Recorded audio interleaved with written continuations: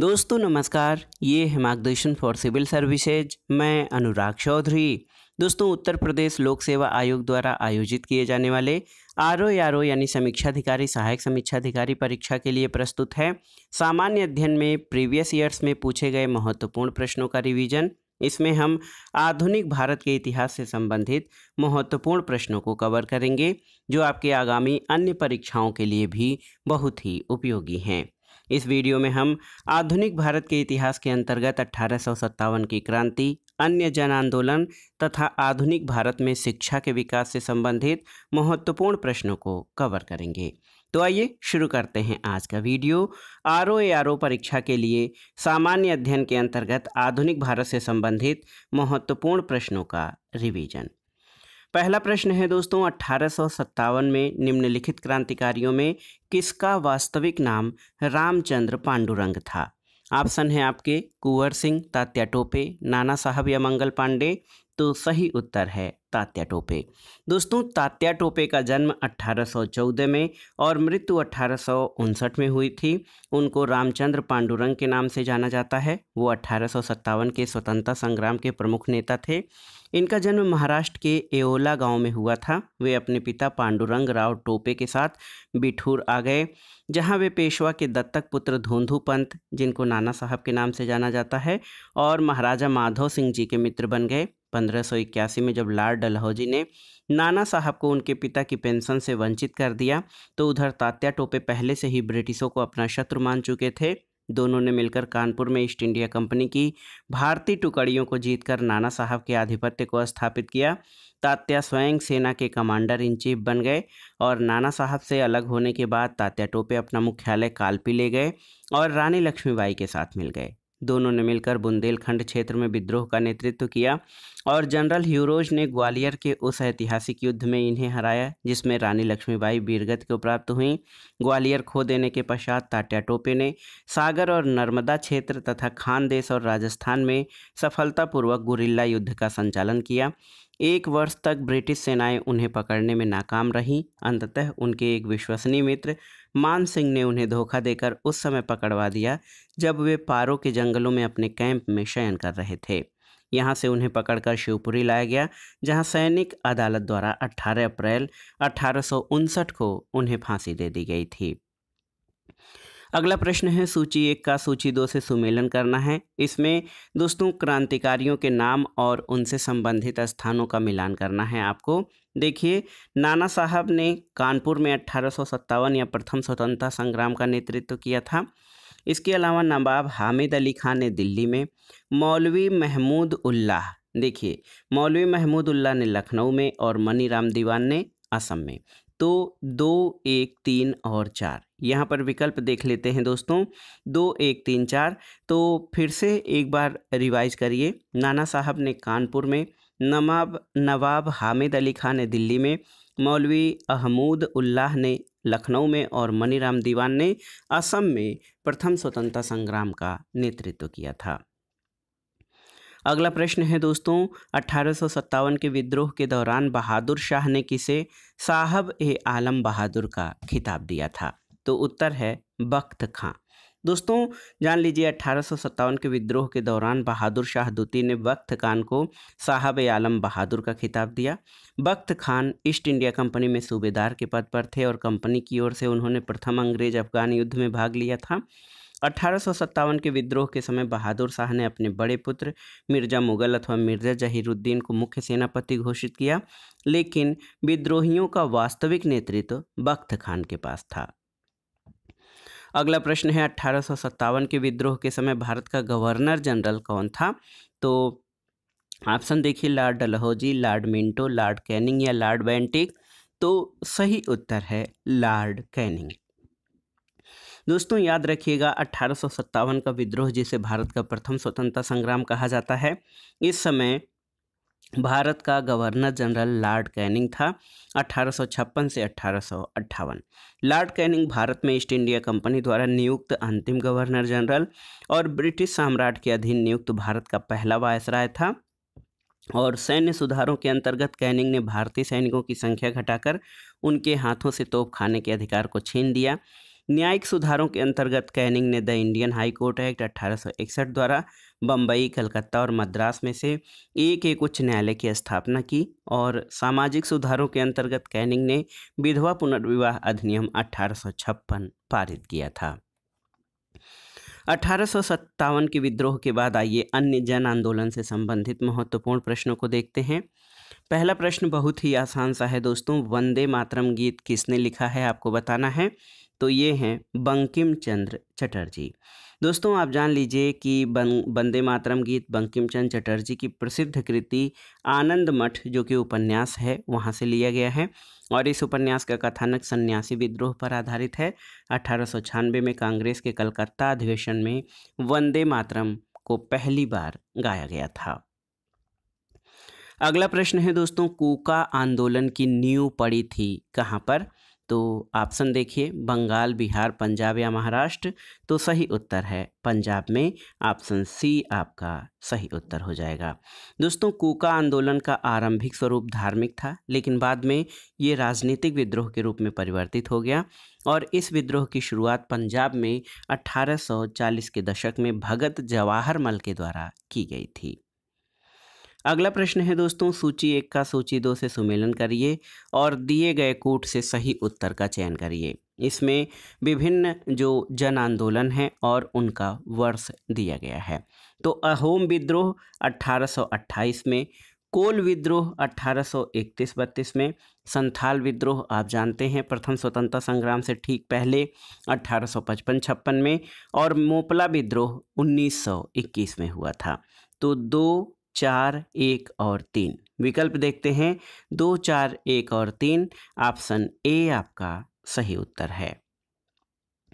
अगला प्रश्न है दोस्तों, सूची 1 का सूची 2 से सुमेलन करिए और दिए गए कूट से सही उत्तर का चयन करिए। इसमें भी जन आंदोलन या जो विद्रोह हैं उनका वर्ष मिलान करना है। रंपा विद्रोह, तो इसका समय 1879 से 80 था। पावना किसान विद्रोह 1873 से 1876 तक। बंगाल नील विद्रोह 1859-60 में और जयंतिया विद्रोह दोस्तों 1860 से 1863 में हुआ था। तो 2, 4, 1 और 3 तो विकल्प देख लेते हैं। 2, 4, 1 और 3, ऑप्शन बी आपका सही उत्तर है। एक बार फिर से आप देखिए दोस्तों, सही सुमेलन आपका हो जाएगा रंपा विद्रोह 1879-80, पावना किसान विद्रोह 1873 से 76, बंगाल नील विद्रोह 1859-60 और जयंतिया विद्रोह 1860 से 63 में हुआ था। अगला प्रश्न भी सूची 1 का सूची 2 से सुमेलन करना है और दिए गए कूट से सही उत्तर का चयन करना है। यहाँ पर विद्रोह और आंदोलन तथा उनका वर्ष मिलान करना है।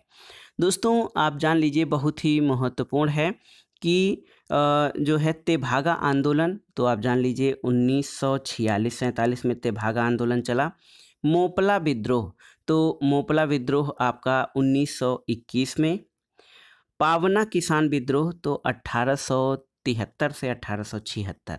तो यहाँ पर देखिए 1873 से 1876 ये आपका जो है सही उत्तर नहीं है, आप याद रखिएगा। 1873 से 76 अभी हमने पढ़ा भी है कि ये पावना विद्रोह का समय था और बंगाल का नील विद्रोह जो था वो 1859-60 में। तो ऐसे अगर जो देखा जाए विकल्पों में तो एक विकल्प आपका गलत है, लेकिन अगर आप मिलान करेंगे तो सही मिलान कैसे हो जाएगा। 4, 4, 3, 2 और 1। यहाँ पर कौन सा विकल्प है। 4, 3, 2 और 1, ऑप्शन डी आपका सही उत्तर हो जाएगा। लेकिन इसमें से आप जान लीजिए पावना कृषक विद्रोह का वर्ष 1879-80 दिया गया है, जो कि गलत है। इसका सही उत्तर जो है 1873 से 76 हो जाएगा, पावना किसान विद्रोह का। अब आइए दोस्तों आधुनिक भारत में शिक्षा के विकास से संबंधित जो महत्वपूर्ण प्रश्न हैं उनको देख लेते हैं। देखिए पहला प्रश्न है, निम्नलिखित में से किसने कालिदास की प्रसिद्ध रचना शाकुंतलम का पहली बार अंग्रेजी में अनुवाद किया था, आपको बताना है। ऑप्शन है Charles Wilkins, Henry Colebrooke, Johann Wolfgang von Goethe या सर विलियम जोन्स ने। तो सही उत्तर है अभिज्ञान शाकुंतलम का पहली बार अंग्रेजी में अनुवाद दोस्तों ये सर विलियम जोन्स ने किया था। और आप जान लीजिए sir William Jones Warren Hastings के समय कलकत्ता स्थित सर्वोच्च न्यायालय के न्यायाधीश नियुक्त हुए। इनकी प्रेरणा से 1784 में एशियाटिक सोसाइटी, इसका पूरा नाम एशियाटिक सोसाइटी ऑफ बंगाल था, इसकी स्थापना हुई और वो उसके सभापति नियुक्त हुए। इस संस्था ने एशियाटिक रिसर्चेज नामक पत्रिका के माध्यम से भारत के अतीत को प्रकाश में लाने का कार्य किया और इस क्रम में इन्होंने 1879 में कालिदास रचित अभिज्ञान शाकुंतलम या शाकुंतलम का अंग्रेजी में अनुवाद किया और इसके 5 संस्करण प्रकाशित किए। अगला प्रश्न है दोस्तों, बहुत ही महत्वपूर्ण प्रश्न है। आप देख सकते हैं कि किसके सतत प्रयत्नों से बम्बई में प्रथम महिला विश्वविद्यालय की स्थापना हुई थी। तो ये थे D.K. कर्वे, जिनका पूरा नाम धुंधुपंत केशव कर्वे था। दोस्तों D.K. कर्वे के प्रयत्नों से बम्बई में प्रथम महिला विश्वविद्यालय की स्थापना वर्ष 1916 में हुई थी। ये महाराष्ट्र के समाज सुधारक और सामाजिक कार्यकर्ता थे। इन्होंने विधवाओं के उत्थान के लिए विधवा विवाह प्रतिबंध निवारक मंडली की स्थापना की और 1896 में इन्होंने पूना में विधवा गृह की स्थापना की और स्वयं इन्होंने एक ब्राह्मणी विधवा से विवाह किया था। 1958 में इन्हें भारत रत्न से सम्मानित किया गया था। अगला प्रश्न है दोस्तों, डेक्कन एजुकेशनल सोसाइटी की स्थापना से कौन संबंधित था। ऑप्शन है justice Ranade, Firoz Shah Mehta, B.G. Tilak और दयानंद सरस्वती। तो सही उत्तर है B.G. तिलक। दोस्तों आप जान लीजिए डेक्कन एजुकेशनल सोसाइटी की स्थापना 1880 में मूलतः न्यू इंग्लिश स्कूल के साथ पुणे में की गई थी। 1884 में डेक्कन एजुकेशनल सोसाइटी औपचारिक रूप से गठित की गई और इस संस्था के संस्थापकों में V.K. चिपलुंकर, V.G. तिलक और यमवी नाम जोशी तथा गोपाल गणेश आगरकर थे। अगला प्रश्न है दोस्तों, 1817 में डेविड हेयर द्वारा प्रसिद्ध हिंदू कॉलेज की स्थापना की गई थी कहाँ पर। आगरा में, कलकत्ता में, पटना में या फिर वाराणसी में। तो सही उत्तर है कलकत्ता, जिसको नए नाम कोलकाता के रूप में जाना जाता है। दोस्तों 1817 में डेविड हेयर के द्वारा प्रसिद्ध हिंदू कॉलेज की स्थापना कलकत्ता में की गई थी। अगला प्रश्न है दोस्तों, फोर्ट विलियम कॉलेज कलकत्ता के संदर्भ में यहाँ पर 2 कथन दिए गए हैं, आपको बताना है कि कौन सा सही है। पहला है इसकी स्थापना 10 जून 1800 को कलकत्ता के फोर्ट विलियम कॉम्प्लेक्स में हुई थी। तो ये आपका जो है सही नहीं है और इसकी स्थापना का मुख्य उद्देश्य ब्रिटिश अधिकारियों को भारतीय भाषाओं की शिक्षा देना था। सही है, केवल 2 आपका सही है। देखिए केवल 2, तो ऑप्शन बी आपका सही उत्तर हो जाएगा। लेकिन पहला कथन गलत क्यों है, तो सही उत्तर हो जाएगा कि कलकत्ता में ईस्ट इंडिया के तत्कालीन गवर्नर जनरल लॉर्ड बेलेजली के द्वारा 10 जुलाई 1800 न कि 10 जून। तो याद रखिएगा 10 जुलाई 1800 को फोर्ट विलियम कॉलेज की स्थापना की गई और इस कॉलेज की स्थापना का मुख्य उद्देश्य ब्रिटिश सिविल सेवकों को भारत में प्रशासन के लिए फारसी और हिंदुस्तानी भाषा की शिक्षा देना था। अगला प्रश्न है दोस्तों, Mohammedan Anglo oriental college Aligarh की स्थापना निम्नलिखित में से किस वर्ष हुई थी। 1876, 1891, 1875 या 1874। तो सही उत्तर है 1875, ऑप्शन सी हो जाएगा। दोस्तों मोहम्मदन एंग्लो ओरिएंटल कॉलेज की स्थापना 1875 में अलीगढ़ में हुई थी। अगला प्रश्न है आधुनिक भारत में प्रेस के विकास से संबंधित है। देखिए पहला प्रश्न है भारत में प्रकाशित पहला समाचार पत्र कौन था।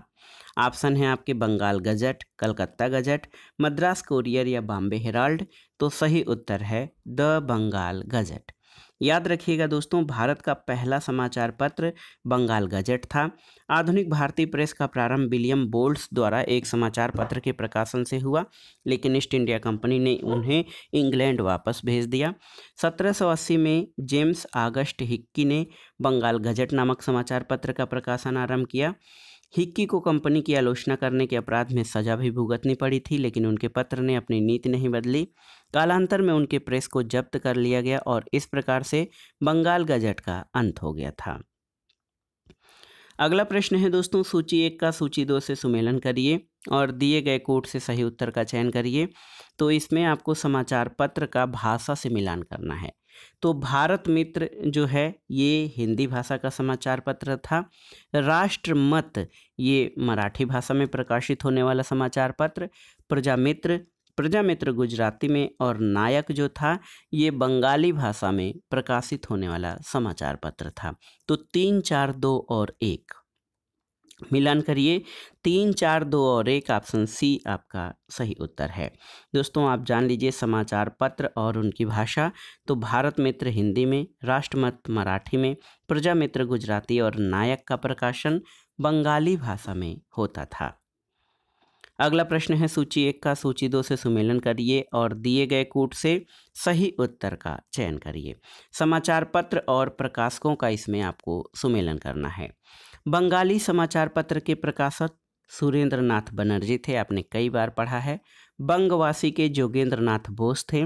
वंदे मातरम अरविंद घोष द्वारा प्रकाशित समाचार पत्र था और अमृत बाजार मोतीलाल घोष के द्वारा जो है इसका संपादन किया जाता था। तो 3, 1, 2, 4 मिलान करते हैं सही विकल्प का। तो ऑप्शन बी आपका सही उत्तर है। एक बार फिर से इस प्रश्न को दोहरा लेते हैं। सही सुमेलन इस तरह से हो जाएगा। समाचार पत्र और प्रकाशकों का बंगाली का सुरेंद्र नाथ बनर्जी, बंगवासी का प्रकाशन जोगेंद्र नाथ बोस, वंदे मातरम अरविंद घोष और अमृत बाजार पत्रिका के प्रकाशक मोतीलाल घोष थे। अगला प्रश्न निम्नलिखित में से कौन सा युग्म सुमेलित नहीं है आपको बताना है। इंदु प्रकाश MG रानाडे सही है। नेटिव ओपिनियन BN मांडलिक सही है। बॉम्बे क्रॉनिकल गोपाल कृष्ण गोखले सही नहीं है, क्योंकि बॉम्बे क्रॉनिकल फिरोज शाह मेहता के द्वारा इसका प्रकाशन या इसका प्रारंभ किया गया था। Indian mirror Devendra Nath Tagore. तो ऑप्शन सी आपका सही सुमेलित नहीं है। आप जान लीजिए दोस्तों, बॉम्बे क्रॉनिकल अंग्रेजी भाषा का समाचार पत्र था जिसे सर फिरोज शाह मेहता ने प्रारंभ किया था। ये समाचार पत्र बम्बई अर्थात वर्तमान मुंबई से प्रकाशित होता था। अगला प्रश्न है हरिजन के प्रारंभकर्ता कौन थे? तिलक, गोखले, गांधी जी या नौरोजी? तो सही उत्तर है हरिजन पत्र के प्रारंभकर्ता जो है गांधी जी थे। और बहुत ही महत्वपूर्ण प्रश्न है, आप जान लीजिए कि गांधी जी ने साप्ताहिक समाचार पत्रों के रूप में हरिजन को अंग्रेजी में और हरिजन बंधु को गुजराती में, हरिजन सेवक को हिंदी में प्रारंभ किया था।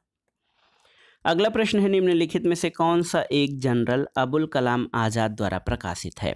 अल हिलाल, कामरेड, द इंडियन सोशियोलॉजिस्ट या जमींदार? तो सही उत्तर है अल हिलाल।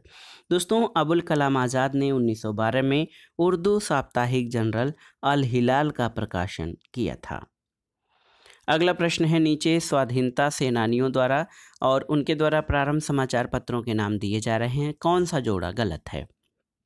मौलाना आज़ाद ने अल हिलाल का जो है प्रारंभ किया या प्रकाशन किया। लोकमान्य तिलक केसरी, जवाहरलाल नेहरू ने नेशनल हेराल्ड और महात्मा गांधी द पायनियर। तो महात्मा गांधी ने पायनियर का नहीं बल्कि द पायनियर समाचार पत्र का प्रारंभ 1865 में इलाहाबाद में जॉर्ज एलन के द्वारा किया गया था। और आप जान लीजिए ऑप्शन डी आपका सही उत्तर नहीं है। द पायनियर इलाहाबाद से जॉर्ज एलन ने इसका प्रारंभ किया था। महात्मा गांधी द्वारा प्रारंभ किए गए समाचार पत्रों में इंडियन ओपिनियन, हरिजन, यंग इंडिया और नवजीवन है। अगला प्रश्न है दोस्तों, देखिए सूची 1 का सूची 2 से सुमेलन करिए और दिए गए कूट के आधार पर सही उत्तर का चयन करिए। समाचार दर्पण JC मार्शमैन, मिराटुल अखबार ये राजा राम मोहन राय, केसरी बाल गंगाधर तिलक और यंग इंडिया महात्मा गांधी द्वारा प्रारंभ किया गया समाचार पत्र था। तो मिलान करना है। आप देखिए 4, 1, 2, 3। तो सही विकल्प देखते हैं 4, 1, 2, 3 ऑप्शन डी आपका सही उत्तर है। अगला प्रश्न है निम्नलिखित युग्मों में से कौन सा सही सुमेलित नहीं है?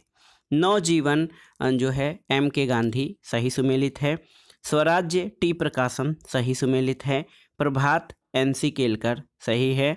और कौमी आवाज़ अबुल कलाम आज़ाद, तो ये आपका सही सुमेलित नहीं है, क्योंकि कौमी आवाज़ नामक उर्दू अखबार का प्रकाशन 1945 में जवाहरलाल नेहरू और रफ़ी अहमद किदवई द्वारा लखनऊ से किया गया था और 2008 में इस अखबार का प्रकाशन बंद हुआ था। अगला प्रश्न और आज की वीडियो का आखिरी प्रश्न है दोस्तों, कॉमनवेल्थ पत्र किससे जुड़ा है? आपको बताना है। बाल गंगाधर तिलक, एनी बेसेंट, जी के गोखले या उपर्युक्त में से कोई नहीं। तो सही उत्तर है कॉमनवेल्थ जो पत्र था उसका प्रकाशन मद्रास से अंग्रेजी भाषा में एनी बेसेंट द्वारा किया गया था। तो याद रखिएगा, कॉमनवेल्थ पत्र की संपादिका श्रीमती एनी बेसेंट थी, जो मद्रास में अंग्रेजी भाषा में प्रकाशित होने वाला पत्र था। तो दोस्तों ये था आज का वीडियो।